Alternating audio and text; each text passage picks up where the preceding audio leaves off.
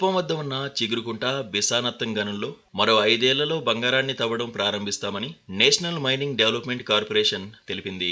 5 దశాబ్దాల క్రితం మూతబడిన బంగారు ముడి ఖనిజం ప్రాజెక్ట్ మళ్లీ ప్రారంభించేందుకు ఏర్పాట్లు సాగుతున్నాయి.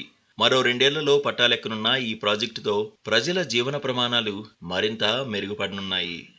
1970లలో అంతర్జాతీయంగా, దేశీయంగా బంగారానికి పెరిగిన డిమాండ్ దృష్ట్యా కొత్త నిక్షేపాల కోసం కేంద్ర ప్రభుత్వం అన్వేషణ చేపట్టింది. అలా చేపట్టిన అన్వేషణలో భాగంగా 1976లో తొలిసారి చిత్తూరులోని చిగురుకుంట వద్ద బంగారం నిల్వలు ఉన్నట్లు జియోలాజికల్ సర్వే ఆఫ్ ఇండియా ప్రాథమిక అంచనాకు వచ్చింది. 3 కిలోమీటర్ల మేర పొడవు, 1 కిలోమీటర్ వెడల్పుతో విస్తరించి ఉన్న ఈ గనులను 5 బ్లాకులుగా విభజించారు. 1976-77 మధ్య చిగురుకుంటలో పరిశోధనలు చేసిన జిఎస్ఐ 7.56 లక్షల టన్నుల ముడి బంగారం ఉన్నట్లు గుర్తించింది. ప్రాథమికంగా జరిపిన తవ్వకాల్లో 10 లక్షల టన్నుల నిల్వలు ఉంటాయని ఎంఈసిఎల్ గుర్తించింది. 1894-98 మధ్య బిసానత్తం గనుల్లో తవ్వకాలు జరిగాయని ఎంఈసిఎల్ నివేదికలు చెబుతున్నాయి.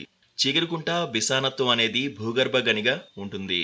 ఇందులో 18.3 లక్షల టన్నుల బంగారం నిల్వలు ఉంటాయని అంచనా వేస్తున్నాం. ఇక్కడ టన్నుకు 5.15 గ్రాముల బంగారం దొరుకుతుంది.